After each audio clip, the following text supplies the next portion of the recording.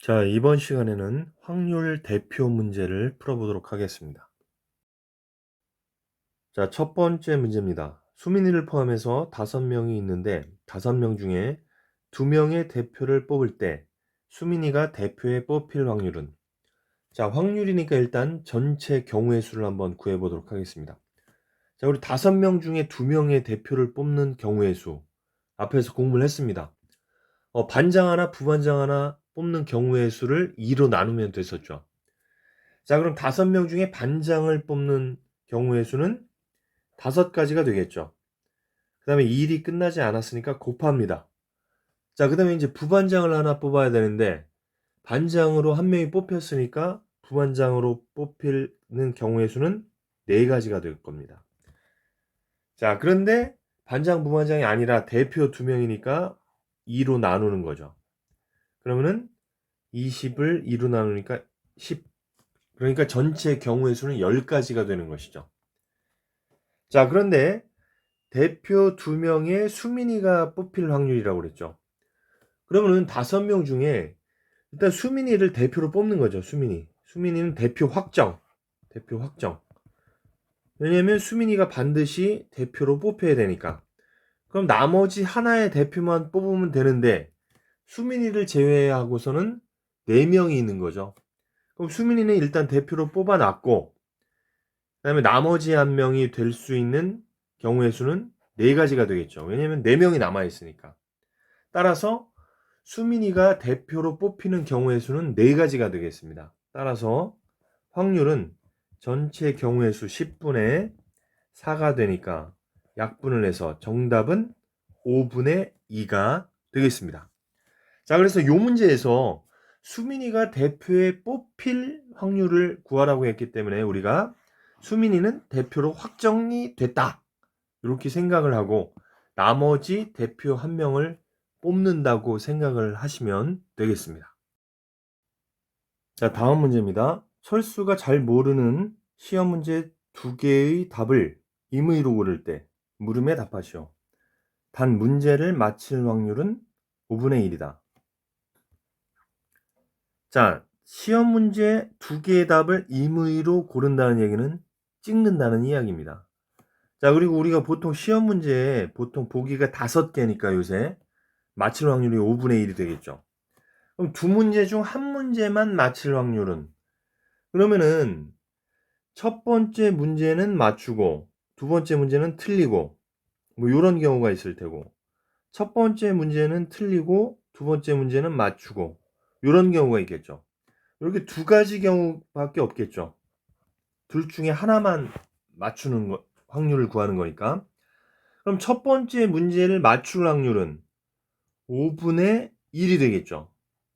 그 다음에 자, 문제를 맞출 확률이 5분의 1이니까 문제를 틀릴 확률은 1에서 5분의 1을 빼는 거니까 5분의 4가 될 겁니다. 그래서 첫 번째 문제를 맞출 확률은 5분의 1이고 그 다음에 1이 끝나지 않았어요. 그러니까 곱하지. 그 다음에 두 번째 문제는 틀려야 되니까 5분의 4가 되겠죠. 따라서 25분의 4가 됩니다. 자, 마찬가지로 첫 번째 문제가 틀릴 확률은 5분의 4가 되고, 자, 1이 끝나지 않았어요. 두 번째 문제는 맞춰야 되니까 두 번째 문제는 맞출 확률은 5분의 1. 그래서 25분의 4. 그래서 첫 번째 문제는 맞추고 두 번째 문제는 틀리고, 첫 번째 문제는 틀리고 두 번째 문제는 맞추고, 이 2개의 상황이 동시에 일어날 수는 없는 거니까 두 확률을 더해주면 되겠죠.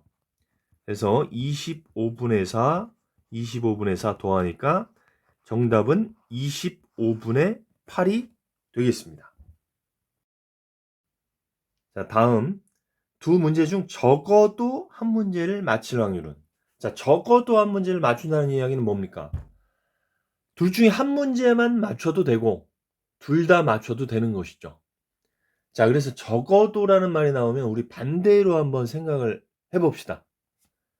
자, 뭐냐면 두 문제 중 적어도 한 문제를 맞춘다. 이 반대 상황은 뭡니까? 그렇죠. 둘 다 틀리는 거지, 둘 다. 자, 두 문제 다 틀리려면 어떻게 해야 됩니까? 첫 번째 문제를 틀릴 확률은 5분의 4가 되죠. 그 다음에 일이 끝나지 않았으니까 곱합니다. 두 번째 문제도 틀려야 되니까 두 번째 문제 틀릴 확률도 역시 5분의 4. 자, 그래서 두 문제 모두 틀릴 확률은 5분의 4 곱하기 5분의 4.